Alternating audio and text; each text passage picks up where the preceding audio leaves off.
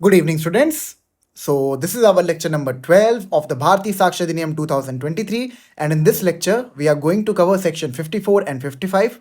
After that, we will cover the court's approach towards trustworthiness of evidence. And we will conclude our lecture with a maxim that is falsus in uno, falsus in omnibus. अगर आप मेरे lecture को पहली बार देख रहे हैं तो मैं आपको बता दूं कि जो भी मैं ये लेक्चर्स बनाता हूं इसके नोट्स मैं पैरेलली टेलीग्राम ग्रुप पे अपलोड करता हूं। वहाँ पे और भी आपको जो भी एपीओ जुडिशरी रिगार्डिंग जो एग्जामिनेशंस होते हैं उसके अपडेट भी आपको मिलते रहेंगे, तो उस ग्रुप को ज्वाइन कर लीजिए। उसका लिंक आपको इस वीडियो के डिस्क्रिप्शन में मिल जाएगा। शुरू करते हैं अपने लेक्चर को। लास्ट लेक्चर में हमने अपनी डिस्कशन शुरू की थी ओरल एविडेंस के ऊपर।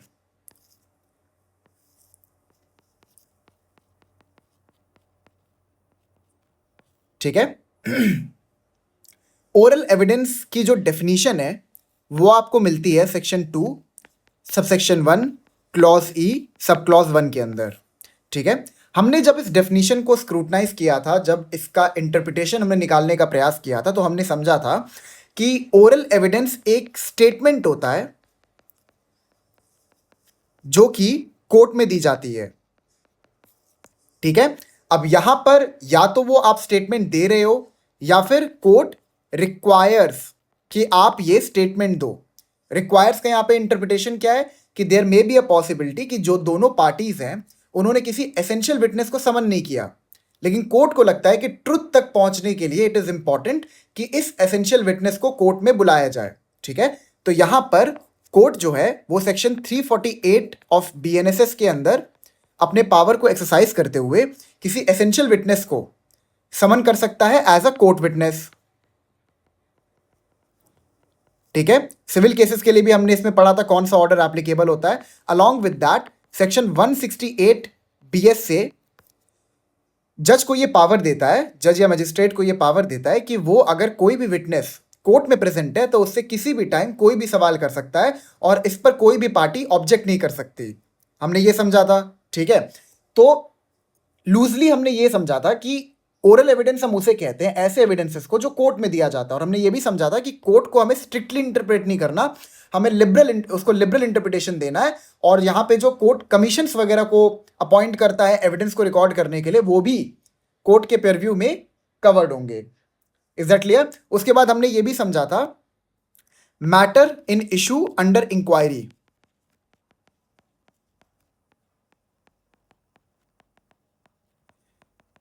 ठीक है। जब हमने इंक्वायरी टर्म को इंटरप्रेट करने का प्रयास किया था तो हमें पता चला कि इंक्वायरी की डेफिनेशन आपको भारतीय साक्ष्य अधिनियम में कहीं नहीं मिलेगी। रैदर आपको इंक्वायरी की डेफिनेशन मिलती है सेक्शन 2 क्लॉज के ऑफ द बीएनएसएस के अंदर, भारतीय नागरिक सुरक्षा संहिता के अंदर। और हमने ये भी देखा कि सेक्शन 2 क्लॉज 2 ये कहता है कि अगर कोई टर्म है जो कि बीएसए के अंदर डिफाइंड नहीं है, लेकिन वो या तो आईटी एक्ट में या फिर बीएनएसएस के अंदर डिफाइंड है, तो जो भी डेफिनेशन उस टर्म को उस लॉ के अंदर दिया गया है उसकी एप्लीकेशन बीएसए में भी सेम होगी। तो हमने जब इंक्वायरी की डेफिनेशन को पेरूस किया तो हमें यह पता चला कि inquiry is other than trial and inquiry and trial can never overlap. ठीक है। और इंक्वायरी और ट्रायल क्योंकि ये दोनों अलग हैं, ये दोनों सेपरेट हैं, दे कैन नॉट ओवरलैप, और बीएसए की एप्लीकेशन शुरू होती है ट्रायल के दौरान, तो हम यहां पर इंक्वायरी को पढ़ेंगे एज ट्रायल। ठीक है। और मैटर इन इशू का यहां पे क्या मतलब था कि जो विटनेस है, जो अपनी ओरल टेस्टिमनी दे रहा है, जो अपनी ओरल स्टेटमेंट दे रहा है कोर्ट में, वो सिर्फ रेलेवेंट फैक्ट या फिर फैक्ट इन इशू से ही रिलेट करना चाहिए। वो किसी इरेलेवेंट फैक्ट के ऊपर एविडेंस नहीं दे सकता। ठीक है। वो किसी फालतू चीजों के रिगार्डिंग कोई बात नहीं कर सकता कोर्ट में। अगर उसको कोई भी एविडेंस देना है तो that evidence must relate to a relevant fact और a fact in issue. Is that clear? एक बार इसकी डेफिनेशन को दोबारा पढ़ लेते हैं एविडेंस की, उसके बाद हम लोग आगे पढ़ते हैं। तो यहां पर section 2 subsection 1 clause E defines evidence, means and includes यहां पे यूज हुआ है, which means that the definition is exhaustive, लेकिन there can be further illustrations. ठीक है। Clause 1, all statements including statements given electronically which the court permits or requires to be made before it by witnesses in relation to matters of fact under inquiry, and such statements are called oral evidence. तो oral evidence क्या होता है? These are the statements जो आपको court में देना हो, जो आप कोर्ट में दे रहे होते हो, ठीक है। और यहां पर जो ये स्टेटमेंट है ये सिर्फ रिलेट करने चाहिए विद द रेलेवेंट फैक्ट और fact in issue. Is that clear? ठीक है। अब इससे कुछ रिलेटेड सेक्शन है भारतीय साक्ष्य अधिनियम में जिसको हमें कवर करना है, ठीक है। सबसे पहले हम लोग करेंगे सेक्शन 54, ठीक है। हाँ, तो आइए पढ़ते सेक्शन 54 को। इसका हेड नोट क्या कहता है? इट इज अंडर चैप्टर 4, ठीक है। Proof of facts by oral evidence. All facts except the contents of documents may be proved by oral evidence. क्या मतलब हुआ इसका? दोबारा पढ़ते हैं। All facts except the contents of documents may be proved by oral evidence. अब यहां पे जो ये टर्म ऑल फैक्ट्स यूज हुआ है, इसका क्या मतलब है? All fact signify relevant facts and fact in issue, ठीक है। तो यहां पर कहता है all facts except the contents of documents may be proved by oral evidence, यानी कोई भी रेलेवेंट फैक्ट है, कोई भी फैक्ट इन इशू है, उसके लिए आप ओरल एविडेंस दे सकते हो और ओरल एविडेंस से उस रेलेवेंट फैक्ट या फैक्ट इन इशू को आप प्रूव कर सकते हो। लेकिन यहां पर एक एक्सेप्शन है। एक्सेप्शन क्या है? Except the contents of documents. Now इसका क्या मतलब हुआ, मैं आपको बताता हूं। इसका मतलब यह है कि सपोज एक सूट चल रहा है, ए और बी के बीच में एक सूट चल रहा है ब्रीच ऑफ कॉन्ट्रैक्ट के ऊपर, ठीक है। ब्रीच ऑफ कॉन्ट्रैक्ट के ऊपर ए ने बी के अगेंस्ट में सूट किया है। अब यहां पर ए जो है उसकी बारी आई कि वो अपना कोर्ट में टेस्टिमनी दे, अपना स्टेटमेंट दे। तो ए ये कहता है कि ये जो पर्टिकुलर कॉन्ट्रैक्ट था इसमें ये सारे के सारे कंटेंट्स थे, ठीक है, ये सारे के सारे टर्म्स एंड कंडीशंस थे, ये ए कहता है कोर्ट में। तो कोर्ट ये कहेगा कि आप जो कॉन्ट्रैक्ट है उसको कोर्ट में प्रोड्यूस करिए, उसके कंटेंट के रिगार्डिंग आप स्टेटमेंट नहीं दे सकते, हम उस स्टेटमेंट पे रिलाय नहीं करेंगे अगर आपके पास जो प्राइमरी डॉक्यूमेंट है वो अवेलेबल है। अगर आपके पास प्राइमरी डॉक्यूमेंट अवेलेबल है तो उसको कोर्ट में प्रोड्यूस करिए, हम आपको उस डॉक्यूमेंट के कंटेंट के रिगार्डिंग एविडेंस देने के लिए अलाउ नहीं करेंगे, ठीक है। अच्छा, अब आपके दिमाग में एक सवाल आएगा, अगर आपने मेरे पिछले लेक्चर्स देखे हैं तो एक सवाल आएगा कि हमने तो पढ़ा था कि सेक्शन 58 क्लॉज 5 तो हमें अलाउ करता है कि हम कंटेंट्स ऑफ ए डॉक्यूमेंट के रिगार्डिंग सेकेंडरी एविडेंस दे सकते हैं। देखिए क्या होता है, मैं आपको समझाता हूं। जब कोई ओरिजिनल डॉक्यूमेंट होता है, ठीक है, जैसे आपका मान लीजिए लीज डीड हो गया, कोई कॉन्ट्रैक्ट हो गया, ठीक है, सेल डीड हो गया, कुछ भी हो गया, ठीक है, ये सारे के सारे जो डॉक्यूमेंट्स हैं ये ओरिजिनल फॉर्मेट में होते हैं, ठीक है। इनकी कुछ पर्टिकुलर प्रोसीजर्स होते हैं, इनके ऊपर जो सिग्नेचर्स होते हैं, ये सारे के सारे ओरिजिनल डॉक्यूमेंट्स होते हैं। तो अगर आप इनमें से किसी भी डॉक्यूमेंट पे रिलाय कर रहे हो एक सूट या प्रोसीडिंग में, तो ये आपकी रिस्पॉन्सिबिलिटी है कि जो ये ओरिजिनल डॉक्यूमेंट है इसको आप कोर्ट में प्रोड्यूस करो। अब इफ इन द केस ये ओरिजिनल डॉक्यूमेंट्स आपके पास अवेलेबल नहीं है, तो सेक्शन 58 क्लॉज 5 जो कि डील करता है सेकेंडरी एविडेंस से, ठीक है, मतलब जो सेक्शन 58 है ये इंटायरली डील करता है सेकेंडरी एविडेंस से। ये कहता है कि अगर आपके पास प्राइमरी एविडेंस यानी कि ओरिजिनल डॉक्यूमेंट अगर अवेलेबल नहीं है तो इन सिचुएशंस में हम आपको सेकेंडरी एविडेंस देने देंगे, जिसमें से एक ये भी है कि अगर किसी व्यक्ति ने डॉक्यूमेंट को देखा है, अगर किसी व्यक्ति ने एक डॉक्यूमेंट को देखा है और वो डॉक्यूमेंट या तो डिस्ट्रॉय हो चुका है या तो वो डॉक्यूमेंट खो गया है, तो हम by virtue of section 58 clause 5 allow करेंगे कि वो ओरल अकाउंट दे सकता है regarding the contents of the document.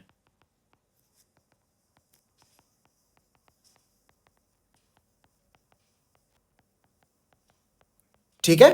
अच्छा, अब आप सोचेंगे ये तो कॉन्ट्रडिक्टरी हो गया। सेक्शन 54 कहता है कि आप डॉक्यूमेंट के कंटेंट्स के रिगार्डिंग कोई भी एविडेंस नहीं दे सकते।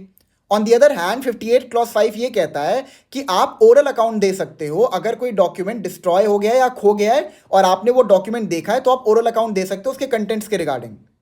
तो ये तो कॉन्ट्रडिक्टरी लग रहा है। देखिए कॉन्ट्रडिक्टरी नहीं है। क्यों ये कॉन्ट्रडिक्टरी नहीं है? बिकॉज 54 उन सिचुएशन से डील करता है जहां पे डॉक्यूमेंट आपके पास अवेलेबल है, जो आपने ये प्रूव नहीं किया है कि जो डॉक्यूमेंट है वो या तो डिस्ट्रॉय हो गया है या तो खो गया है या तो इनएक्सेसिबल है। आपने इनमें से कोई भी कंडीशन को सेटिस्फाई नहीं किया है। तो उन सिचुएशन में कोर्ट आपको ओरल एविडेंस देने के लिए अलाउ नहीं करेगी regarding the contents of a document.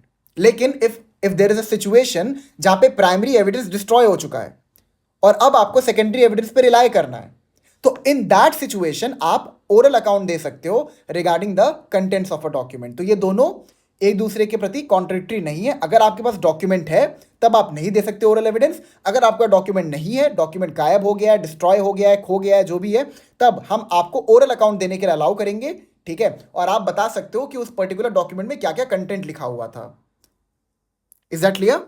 एक बार 54 को दोबारा पढ़ते हैं। इसमें एक चीज आपको और बतानी है।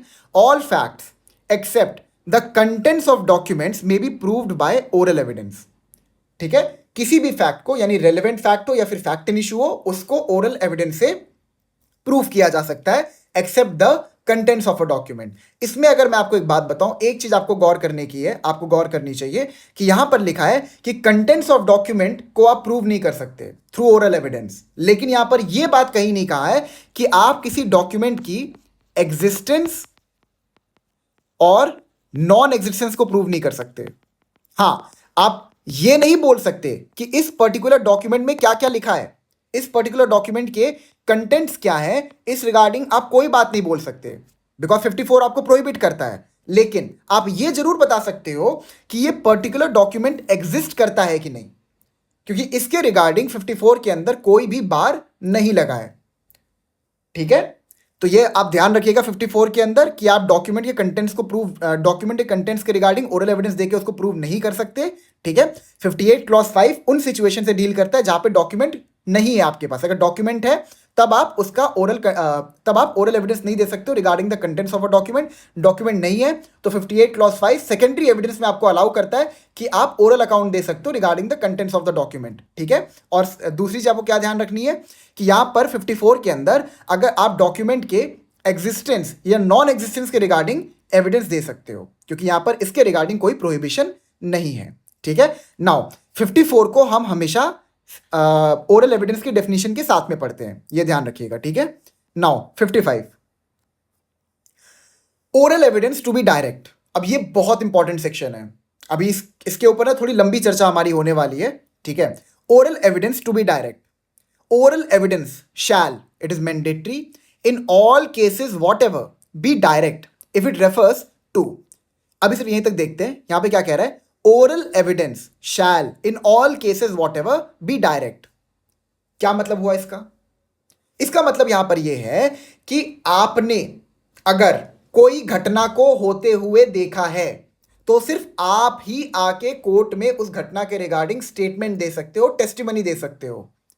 Oral evidence must be direct. Direct का मतलब यहां पर यही है कि जिसने घटना को ऑब्जर्व किया है, जिसने घटना को होते हुए देखा है, सिर्फ वही कोर्ट में आके उस घटना के रिगार्डिंग स्टेटमेंट दे सकता है। मतलब इंप्लाइडली अगर हम लोग कहें तो सेक्शन 54 कोर्ट को, जज को मना करता है कि आप हियर से एविडेंस पे रिलाय नहीं करोगे। ठीक है, अभी हियर से एविडेंस की रिगार्डिंग जो चर्चा है वो हम लोग नेक्स्ट लेक्चर में करेंगे। अभी बस मैं आपको लूजली समझा दे रहा हूं हियर से एविडेंस क्या होता है। सपोज ए है और बी है, ए ने बी का मर्डर कर दिया। ठीक है, एक ए को बी का मर्डर करते हुए सी ने देख लिया और सी ने जाके ये बात डी को बता दी कि मैंने देखा था कि ए हाथ में चाकू लेके बी के पीछे भागा था और उसका मर्डर कर दिया। ठीक है, ये बात जाके उसने डी को बता दी। अब डी ने यहां पर पूरे इंसिडेंट को, पूरे सिचुएशन को अपनी आंखों से नहीं देखा है, सी ने देखा है लेकिन डी ने नहीं देखा है। और जो डी है उसको इस इंसिडेंट के बारे में सी से पता चला। तो यहां पर अगर डी कोर्ट में जाके टेस्टिमनी देता है कि ऐसी ऐसी बात है, ऐसी ऐसी बात है और सी ने मुझे ये सारी की सारी बातें बताई थी, तो यहां पर डी की जो टेस्टिमनी होगी, जो डी की एविडेंस होगी, ये एक हियर से एविडेंस होगी। Is that clear? ठीक है, हियर से एविडेंस में हम लोग की बहुत अच्छी चर्चा होगी। अभी बस आपको ये बताना था मुझे। Again, oral evidence in all cases whatever be direct if it refers to, पहला, a fact which could be seen, it must be the evidence of a witness who says he saw it. अगर कोई ये कहता है कि मैंने एक fact को होते हुए देखा है, ठीक है, तो यहां पर जिस इंसान ने देखा है अपनी आंखों से उस फैक्ट को होते हुए, सिर्फ वही उस फैक्ट के रिगार्डिंग टेस्टिमनी दे सकता है। ठीक है, second, a fact which could be heard it must be the evidence of a witness who says he heard it. अगर किसी विटनेस ने किसी इंसिडेंट को होते हुए सुना है तो सिर्फ वही विटनेस कोर्ट में आके टेस्टिमनी दे सकता है कि मैंने अपने कानों से इस इंसिडेंट को होते हुए सुना था। अगर वो किसी थर्ड पर्सन को बताता है और वो थर्ड पर्सन आके कोर्ट में बोलता है कि इस पर्सन ने सुना था ये चीज होते हुए, तो वो हियरसे एविडेंस हो जाएगा। ठीक है, तो 55 कहीं ना कहीं अगर देखें तो एक तरीके से हियरसे एविडेंस को एक्सक्लूड करता है। ठीक है, next, a fact which could be perceived by any other sense or in any other manner, it must be the evidence of a witness who says he perceived it by that sense or in that manner. पहला part क्या कहता है? पहला कहता है कि आपने देखा है तो आप आके बताओ कि आपने क्या देखा है। दूसरा पार्ट कहता है कि अगर आपने सुना है तो आप आके बताओ कि आपने क्या सुना था। तीसरा पार्ट कहता है इसका कि अगर आपने किसी और सेंस से कोई चीज परसीव की है तो भी आप ही को आके बताना है कि आपने अपने उन सेंसेस से चीजों को परसीव किया था। फॉर एग्जाम्पल मैं आपको बताता हूं, मान लो ए जो है कोई ऐसे आपको बिना लिखे बताए तो एक इंडिविजुअल है, वो किसी दूसरे इंडिविजुअल को जला रहा है, उस पर उस पर केरोसिन डाल के उसको जला रहा है। ठीक है, अब आपने ना केरोसिन की स्मेल, मतलब आप उस रूम के बाहर ही थे जब एक इंडिविजुअल दूसरे इंडिविजुअल को केरोसिन डाल के जला रहा था, तो आप उसके रूम के बाहर ही थे, आपको केरोसिन डालने की स्मेल आ रही है। ठीक है, तो इसके रिगार्डिंग कि आपने केरोसिन की स्मेल ली थी, आपको केरोसिन की स्मेल आई थी जब उस इंडिविजुअल को जलाया गया था, ये जो आपने सेंस किया है ये सिर्फ आपने सेंस किया है, तो आप ही कोर्ट में जाके बताओगे कि मैंने इस चीज को सेंस किया था कि एक इंडिविजुअल दूसरे इंडिविजुअल को केरोसिन डाल के जला रहा था। Is that clear? ठीक है, फोर्थ, एन ओपिनियन और to the grounds on which, wait, हाँ, an opinion or to the grounds on which that opinion is held, it must be the evidence of the person who holds on those grounds. अब एक बार आप लोग try करिए fourth point को समझने का कि आखिर ये फोर्थ पॉइंट क्या कह रहा है यहां पर। दोबारा इसको पढ़ते हैं, an opinion or to the grounds on which that opinion is held, it must be the evidence of the person who holds that opinion on those grounds. क्या मतलब हुआ इसका? देखिए मैं आपको बताऊं, बहुत सिंपल एग्जांपल आपको इसका देता हूं।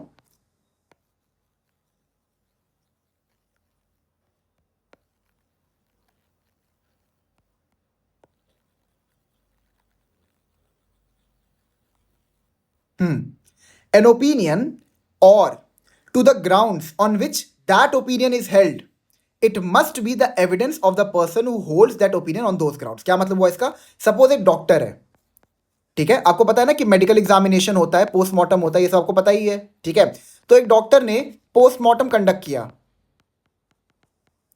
ठीक है, पोस्टमार्टम कंडक्ट करके उसने ये कंक्लूजन ड्रॉ किया कि इस पर्टिकुलर पर्सन की जो डेथ है वो पॉइजन से हुई है। इवन दो उसके बॉडी के ऊपर बुलेट वुंड्स थे, लेकिन डॉक्टर ने ये बोला कि इसकी डेथ जो है वो पॉइजन से पहले ही हो गई थी, उसके बाद इसके ऊपर बुलेट वुंड्स आए, मतलब जो भी एक्यूज था पहले इसने इसको पॉइजन से मार दिया, फिर बाद में इसको गोली मार दी ताकि लगे गोली से इसकी डेथ हुई है। ठीक है, मतलब ऐसे सिचुएशंस होते हैं, आपको बहुत अच्छे से पता है ये बात। ठीक है, तो पोस्टमार्टम में ये निकला कि इस इंडिविजुअल की जो डेथ है वो पॉइजन से हुई है। तो क्लॉज 4 क्या कहता है कि यहां पर जो ये ओपिनियन है, जो इस डॉक्टर ने, जो कि एक मेडिकल एक्सपर्ट है, जिसने पोस्टमार्टम किया और उसने ओपिनियन फॉर्म किया कि इसकी डेथ पॉइजन से हुई है, तो जिसने ये ओपिनियन फॉर्म किया है और जिस ग्राउंड पर उसने ये ओपिनियन फॉर्म किया है, ये सिर्फ वही इंडिविजुअल बता सकता है कि मैंने इस पर्टिकुलर ग्राउंड पे अपना ओपिनियन क्यों फॉर्म किया। मैं इसका एग्जांपल आपको और थोड़ा अच्छे से देता हूं। अब देखो, डॉक्टर ने किया था मेडिकल एग्जामिनेशन, ठीक है, पोस्टमार्टम रिपोर्ट उन्होंने तैयार की थी, उन्होंने ये कंक्लूड किया कि इस इंडिविजुअल की डेथ जो है वो पॉइजन से हुई थी। अब यहां पर जो डॉक्टर का जो क्लर्क है या फिर जो कंपाउंडर है, ठीक है, उसको आप कोर्ट में नहीं बुलाओगे कि वो आके बताए कि इस इंसान की पॉइजन से डेथ कैसे हुई थी। जिसने ये ओपिनियन फॉर्म किया, यानी कि जिस डॉक्टर ने पोस्टमार्टम किया था, जिसने ये ओपिनियन फॉर्म किया है, हम सिर्फ उस ही इंडिविजुअल को कोर्ट में बुलाएंगे और सिर्फ वही बताएगा कि मैंने ये पर्टिकुलर ओपिनियन क्यों फॉर्म किया है। दोबारा इसको पढ़ते हैं, एन ओपिनियन और to the grounds on which that opinion is held, it must be the evidence of the person who holds that opinion on those grounds. अब यहां पर सपोज डॉक्टर को बुलाया गया, ठीक है, उसने बोला कि पॉइजन से डेथ हुई थी। अब उससे ये सवाल किया जाएगा कि आप ऐसा क्यों कंक्लूड कर रहे हो कि इस पर्टिकुलर इंडिविजुअल की पॉइजन से डेथ हुई थी। ठीक है, तो उसने ये बोला कि देखिए मेरे ऐसे और भी पेशेंट्स थे, या फिर ये पर्टिकुलर मेरे पास एक बुक है, डॉक्टर की कोई बुक है, वॉटेवर, ठीक है, ये बुक है, इसमें ये लिखा हुआ है कि जब कोई इंसान पॉइजन से मरता है तो ये सिम्टम्स शो करता है। ठीक है, तो उसने बताया कि देखो मेरा ओपिनियन ऐसे फॉर्म हुआ कि इस पर्टिकुलर इंडिविजुअल की जो डेथ है वो पॉइजन से हुई है, या फिर उसके स्टमक में मुझे ये पॉइजन मिला बहुत लो क्वांटिटी में, और इतनी लो क्वांटिटी भी सफिशिएंट है इस पर्टिकुलर इंडिविजुअल की डेथ कॉज करने के लिए। ठीक है, और जो बुलेट वुंड है वो बाद में लगे। तो ये सारे के सारे जो ओपिनियन है डॉक्टर के, जिसने फॉर्म किया है वो डॉक्टर ही कोर्ट में आके अपना एविडेंस देगा कि भाई मैंने इस ग्राउंड पे इस बेसिस पर अपना ओपिनियन फॉर्म किया। Is that clear? तो क्लॉज 1 डील्स विद जो आपने देखा, जिसने भी देखा वही आके बताएगा। The evidence must be direct, मतलब जिसने देखा है सिर्फ वही बताएगा, हियर से एविडेंस पे हम लोग रिलाई नहीं करेंगे। दूसरा, जिसने सुना है सिर्फ वही आके बताएगा कि उसने क्या सुना है। तीसरा, किसी भी और सेंसेस से अगर आपने किसी फैक्ट को परसीव किया है तो वहां पर जिस इंसान ने उस फैक्ट को परसीव किया किसी और सेंसेस से, सिर्फ वो आके बताएगा कि मैंने क्या परसीव किया था। चौथा, अगर किसी इंडिविजुअल ने कोई ओपिनियन फॉर्म किया है, ठीक है, तो सिर्फ वही कोर्ट में आके बताएगा कि मैंने ये ओपिनियन क्यों फॉर्म किया है। इतना आपको क्लियर हो गया? Now let's come to proviso 1। Provided that the opinions of experts expressed in any treatise. Treatise क्या होता है? ट्रीटाइज का मतलब कोई बुक या फिर रिसर्च पेपर, ठीक है, या फिर कोई रिपोर्ट, ठीक है, इसको आप ट्रीटाइज कह सकते हो, कहते हैं, मतलब कह सकते हो, कहते हैं, ठीक है। फिर से पढ़ते हैं। Provided that the opinions of experts expressed in any treatise commonly offered for sale and the grounds on which such opinions are held may be proved by the production of such treatises if the author is dead or cannot be found or has become incapable of giving evidence or cannot be called as a witness without an amount of delay or expense which the court regards as unreasonable. Now यहां पर ना ये समझते हैं proviso को। इस proviso को भी हम इसी एग्जांपल समझ सकते हैं, ठीक है। बहुत आसान है प्रोवाइजो, थोड़ा सा आपको डिफिकल्ट लग रहा होगा, मैं एकदम ईजी करता हूं इसको। ट्रीटाइज का मतलब समझ में आ गया ना आपको? ट्रीटाइज का मतलब होता है कोई बुक, रिपोर्ट वगैरह, इसको हम कहते हैं ट्रीटाइज, ठीक है।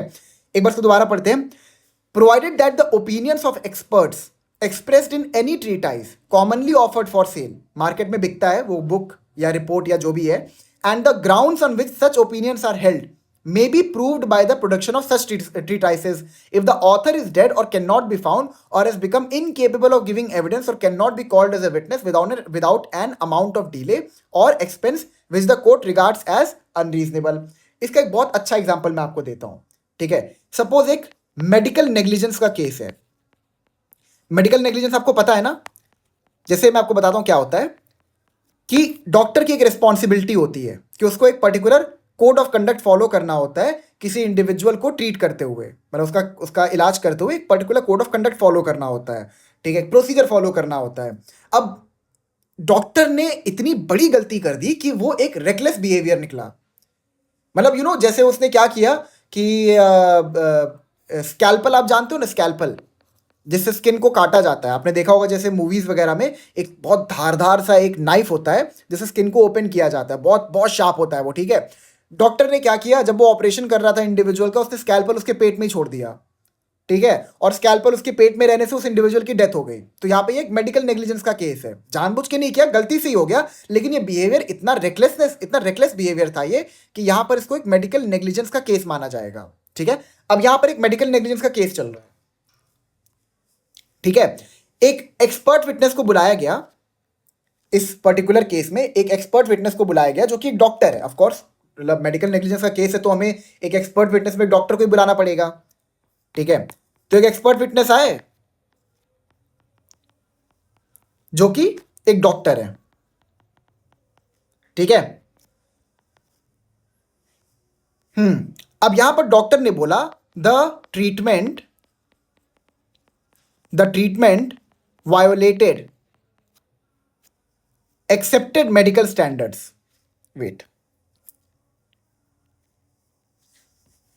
डॉक्टर ने बोला the treatment violated the accepted medical standards, ठीक है। अब यहां पर इनका क्रॉस हो रहा है, तो जो ऑपोजिट काउंसिल है वो क्रॉस में पूछता है कि what authority supports your opinion. आप कैसे कह सकते हो कि यहां पर ये स्कैल्पल पेट में छोड़ना ये एक बहुत ही ग्रॉस मिस्टेक है जिसने मेडिकल स्टैंडर्ड्स को पूरी तरह से डिस्ट्रॉय किया है, ठीक है। What authority supports your opinion, ठीक है। तो डॉक्टर साहब यहां पे कहते हैं कि a famous medical text book by a renowned globally recognized surgeon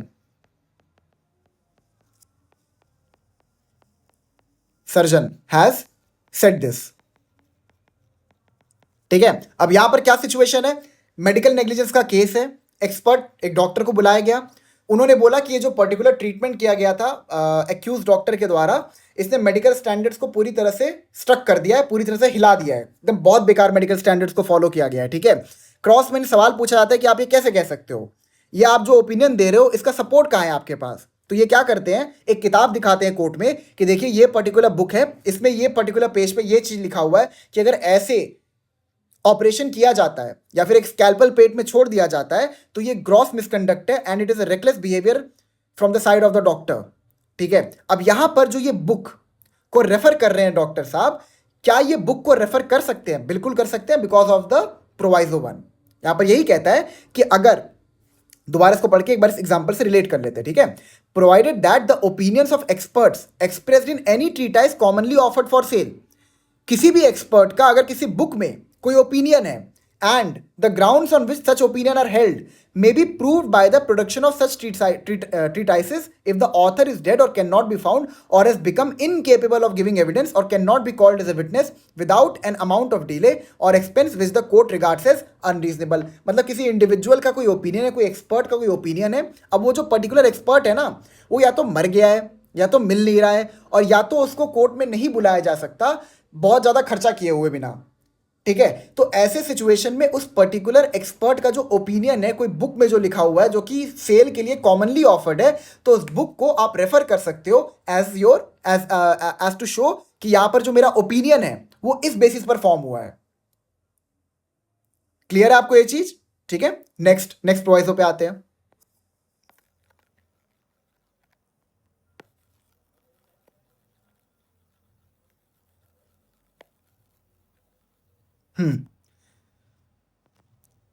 Provided further that if oral evidence refers to the existence or condition of any material thing other than a document, the court may, if it thinks fit, require the production of such material thing for its inspection। क्या मतलब हुआ इसका? देखिए यहां पर यह कह रहा है, एक सेकेंड, यहां पर यह कह रहा है provided further that if oral evidence refers to the existence of a condition of any material thing other than a document, the court may, if it thinks fit, require the production of such material thing for its inspection। क्या मतलब हुआ इसका? मतलब ये हुआ कि suppose एक witness है, ठीक है, वो टेस्टिमनी देता है कोर्ट में कि मैंने I saw blood on the knife which was used to commit the offense। एक विटनेस टेस्टिमनी देता है कोर्ट में कि मैंने नाइफ पर खून देखा था जिसको यूज किया गया था ऑफेंस को कमिट करने के लिए। अब उसने टेस्टिमनी दे दी, ठीक है। तो यहां पर ये क्या कह रहा है, provided further that if oral evidence refers to the existence और condition of any material thing, तो यहां पर जो ये ब्लड है on the knife, it is a material thing other than a document, the court में। तो अब यहां पर हमने जज को ये डिस्क्रिप्शन दी है कि अगर कोई विटनेस है वो टेस्टिमनी दे रहा है कि भाई मैंने नाइफ के ऊपर ब्लड को देखा था, उस पर्टिकुलर नाइफ के ऊपर ब्लड को देखा था जिससे ऑफेंस कमिट किया गया था, ठीक है। तो जज साहब यहां पर क्या कर सकते हैं, जज साहब उस पर्टिकुलर नाइफ को कोर्ट में प्रोड्यूस करवा सकते हैं क्रॉस चेक करने के लिए कि यहां पर जो ये विटनेस है इसकी टेस्टिमनी रिलायबल है कि नहीं। अब वो मान लो नाइफ को बुलाएंगे, नाइफ को प्रोड्यूस करने के लिए बोलेंगे, नाइफ आएगा कोर्ट में, वो उसको इंस्पेक्ट करेंगे, इंस्पेक्ट करने के बाद वो देखेंगे हाँ इस पे ब्लड तो है, ठीक है। तो यहां पर जो ये विटनेस है इसकी टेस्टिमनी को वो एक्सेप्ट कर लेंगे। तो यहां पे सेकंड प्रोवाइजो ये कहता है कि अगर कोई ओरल एविडेंस है और ये रेफर करता है टू अ सिचुएशन जहां पर कोई मटीरियल थिंग इन्वॉल्व है, तो जज के पास ये डिस्क्रिशन है कि वो उस मटेरियल थिंग को कोर्ट में प्रोड्यूस करवा सकते हैं इंस्पेक्ट करने के लिए कि जो ये बंदा बात कह रहा है वो सही है कि नहीं। Is that clear? तो oral evidence to be direct आपको समझ में आ गया ना ये सेक्शन। यहां पर ये क्या कह रहा है कि पहली बात तो ये जो ओरल एविडेंस है वो डायरेक्ट होना चाहिए, हम हियर से एविडेंस पर रिलाय नहीं करेंगे। कोई भी इंडिविजुअल जो किसी चीज को देखा है, सुना है या किसी अपने सेंसेस से परसीव किया है, सिर्फ वही उसके रिगार्डिंग एविडेंस दे सकता है। ठीक है। और फोर्थ पॉइंट क्या कहता है कि अगर कोई ओपिनियन है, किसी मेडिकल एक्सपर्ट ने या कोई भी एक्सपर्ट है उसने कोई ओपिनियन ड्रॉ किया है, तो सिर्फ वही कोर्ट में आके टेस्टमनी दे सकता है कि मैंने ये पर्टिकुलर ओपिनियन क्यों ड्रॉ किया है। ठीक है। प्रोवाइजो 1 और प्रोवाइजो 2 जो कि एक्सेप्शंस हैं, ये क्या कहते हैं? पहला कहता है कि अगर कोई एक्सपर्ट की ओपिनियन है, ठीक है, और वो किसी ट्रीटाइज या किसी बुक में लिखी हुई है, ठीक है, और उस बुक की वजह से किसी का कोई ओपिनियन फॉर्म हुआ है, तो वहां पर उस बुक को वो कोर्ट में ला सकते हैं ओनली इन दैट सिचुएशन जहां पर उसका जो ऑथर है वो या तो मर चुका है, मिल नहीं रहा है, या तो उसको हम कोर्ट में बुलाने के लिए या तो हमें उसको कोर्ट में बुलाने के लिए बहुत खर्चा करना पड़ेगा। ठीक है। इसका सेकंड प्रोविजो क्या कहता है कि अगर अगर कोई इंडिविजुअल कोई टेस्टिमनी देता है, ठीक है, और टेस्टिमनी देते हुए वो किसी मटीरियल थिंग को रेफर करता है, ठीक है, अदर देन अ डॉक्यूमेंट, तो वहां पर क्या होगा? वहां पर जो कोर्ट है वो उस मटेरियल थिंग को कोर्ट में प्रोड्यूस करवा सकते हैं, जज साहब कोर्ट में प्रोड्यूस करवा सकते हैं क्रॉस चेक करने के लिए कि इसकी टेस्टिमनी पे हम रिलाय कर सकते हैं कि नहीं। Is that clear? ठीक है। नाउ ये हमारा हो गया। अब हम लोग आएंगे फॉल्सस इन उनो, फॉल्सस इन ओमनीबस पे।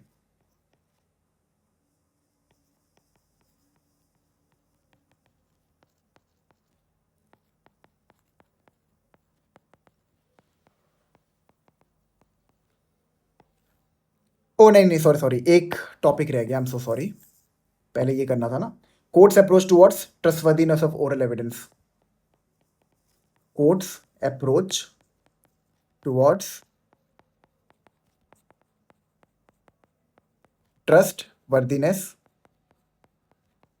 Of oral evidence. अब ये टॉपिक हमें क्यों करना है? ठीक है, इसमें बस मैं आपको कुछ चीज़ें बताऊंगा। एक्चुअली देखिए, बात ये है कि आपके दिमाग में जब आप ये ओरल एविडेंस का जब ये टॉपिक पढ़ रहे हैं मेरे से, तो आपके दिमाग में ये सवाल अक्सर आया होगा, अक्सर आता होगा या फिर आ भी रहा होगा कि अगर एक इंडिविजुअल कोर्ट में आके झूठ बोल रहा है, ठीक है, या फिर जो उसकी टेस्टिमनी है वो बिल्कुल भी रिलायबल नहीं है, तो यहां पर जज साहब का अप्रोच क्या होना चाहिए ये पता लगाने के लिए कि उस पर्टिकुलर विटनेस की जो टेस्टिमनी है वो रिलायबल है कि अनरिलायबल है। देखिए, कोई विटनेस आके अगर कोर्ट में टेस्टिमनी दे रहा है तो प्रिजम्पशन तो ये नहीं रहेगा ना कि वो झूठ बोल रहा है। There will be no presumption that he is lying. क्या बीएसए में कोई भी सेक्शन है ऐसा जो कहता है कि विटनेस अगर आके कोर्ट में टेस्टिमनी दे रहा है तो जज साहब ये प्रिजम्पशन बना के चलेंगे कि वो झूठ बोल रहा है? ऐसा तो कोई प्रोविजन हमारे पास है ही नहीं। ठीक है, तो प्रिजम्पशन तो हमेशा यही रहेगा कि वो सच बोल रहा है। तो उस पर हम रिलाय कैसे करें कि वो सच बोल रहा है कि नहीं बोल रहा है? ठीक है, देखिए, कोर्ट जो है, जो जज साहब हैं, उनको बहुत ही कॉशियस रहना पड़ता है जब एक विटनेस टेस्टिमनी दे रहा होता है कोर्ट में। ठीक है, और अब सवाल यहां पर यह आता है कि यहां पर उस पर्टिकुलर ओरल एविडेंस पे हम ट्रस्ट कैसे करें, हम रिलाय कैसे करें? देखिए, इसके लिए ये बहुत इंपॉर्टेंट है कि जज साहब एक प्रोएक्टिव रोल प्ले करें। जज should be proactive and he should examine the witness both intrinsically and extrinsically।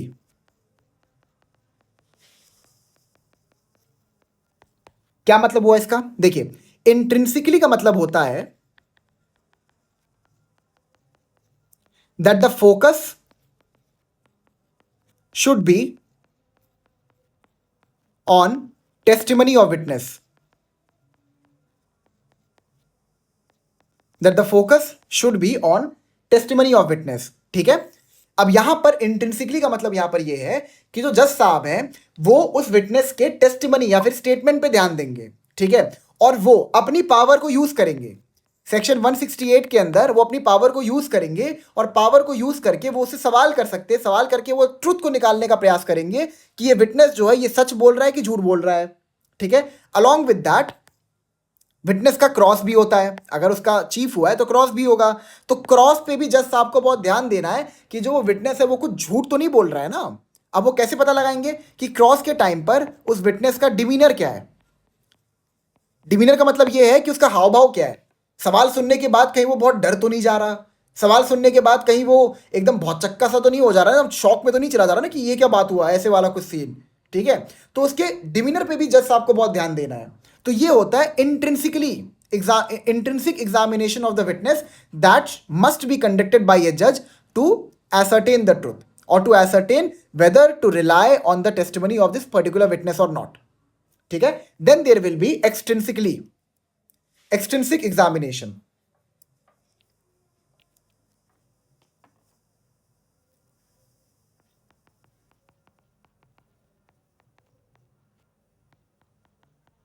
ठीक है, अब यहां पर एक्सटेंसिव एग्जामिनेशन का मतलब यह है कि जज साहब को जो टेस्टिमनी है, ठीक है, जो टेस्टिमनी है किसी विटनेस की, जो स्टेटमेंट है किसी विटनेस की, उसको कनेक्ट करना चाहिए with the other circumstantial evidences, with the other relevant facts. और अगर दोनों के बीच में कोई भी कॉन्ट्रडिक्शन है तो उस पर्टिकुलर विटनेस की जो टेस्टिमनी है उस पर रिलाय नहीं किया जाएगा, उसको ट्रुथफुल नहीं माना जाएगा। ठीक है, तो एक्सटेंसिव एग्जामिनेशन का मतलब यह है वेदर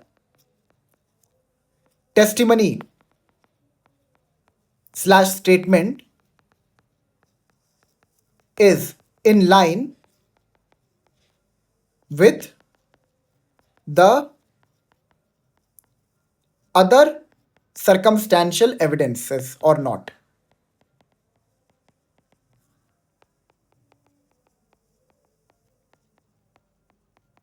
ठीक है, एक्सट्रिंसिक एग्जामिनेशन का मतलब यहां पर ये है, देखो इंट्रिंसिक में जज साहब क्या करेंगे, उसे सवाल जवाब करेंगे, अपनी पावर को यूज करेंगे सवाल जवाब करने के लिए, उसका डिमीनर चेक करेंगे कि उसका हाव भाव क्या है। ठीक है, एक्सट्रिंसिक में ये होगा कि जो भी उस विटनेस की टेस्टिमनी है उसको रिलेट करने का प्रयास करेंगे, उसको कनेक्ट करने का प्रयास करेंगे with the other circumstantial evidence. And suppose अगर अदर सर्कमस्टेंशियल एविडेंस से उस पर्टिकुलर इंडिविजुअल का स्टेटमेंट मैच नहीं होता है तो यहां पर क्या होगा, the statement would be discarded.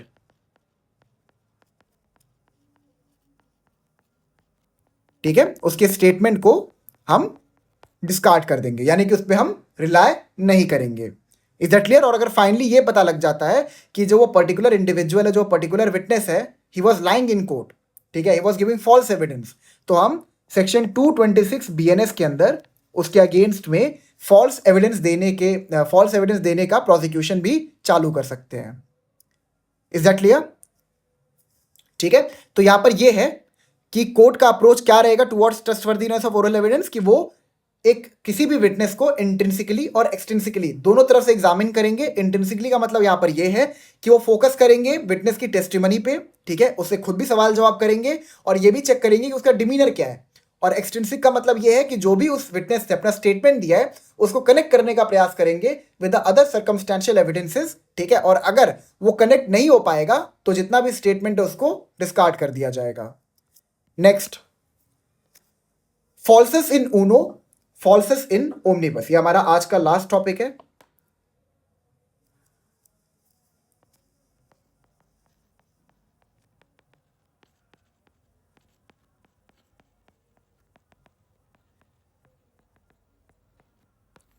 क्या होता है फॉल्सेस इन ऊनो, फॉल्सेस इन ओमनिबस का मतलब? देखिए बहुत ही सिंपल सा मतलब है इसका कि अगर कोई फैक्ट है, ठीक है, अगर कोई स्टेटमेंट है, सपोज कोई विटनेस है वो स्टेटमेंट देने आया कोर्ट में, अगर उसका स्टेटमेंट गलत साबित हो जाता है इन सम पार्ट, तो हम ये मान के चलेंगे कि उसने पूरी जो बातें बोली है सब झूठ है। इसका मतलब होता है इफ अ स्टेटमेंट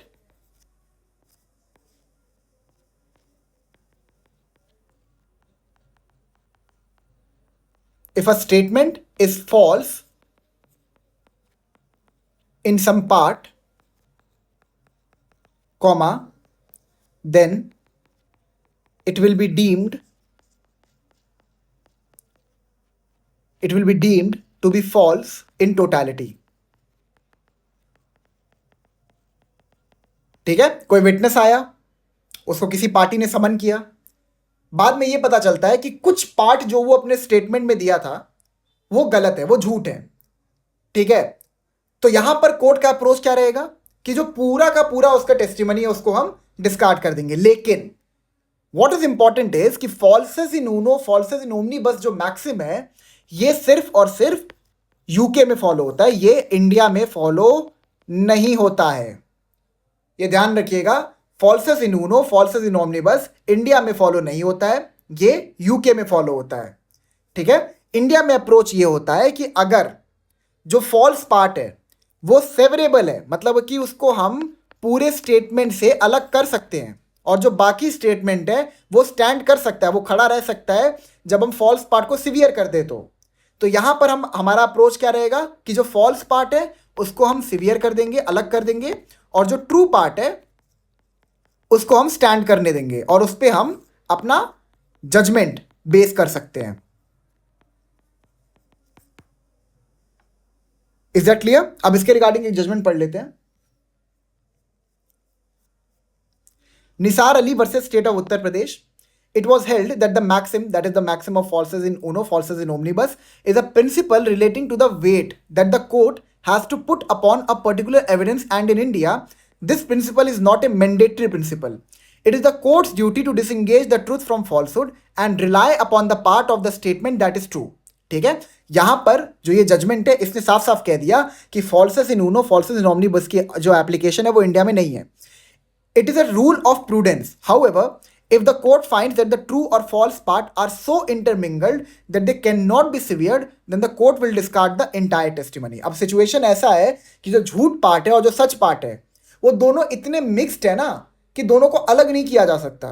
तो इस सिचुएशन में क्या होगा, पूरी टेस्टिमनी को हम डिस्कार्ड कर देंगे। This is the judicial discretion of the court, where the court has to sift the grain from the chaff. ठीक है, यहां पर मतलब बेसिकली उन्होंने ये कहा है कि यहाँ पे जज साहब के डिस्क्रिप्शन है कि वो जो पर्टिकुलर स्टेटमेंट है फॉल्स वाला वो सेवरेबल है कि नहीं। अगर जज साहब को लगता है वो सेवरेबल है तो जो ट्रू पार्ट है उसको उस पर वो रिलाई करेंगे जजमेंट बेस करने के लिए। अगर जो फॉल्स पार्ट है उसको ट्रू पार्ट से सिवियर नहीं कर सकते तो जज साहब का डिस्क्रिप्शन है कि वो पूरे स्टेटमेंट को डिस्कार्ड कर सकते हैं। ठीक है,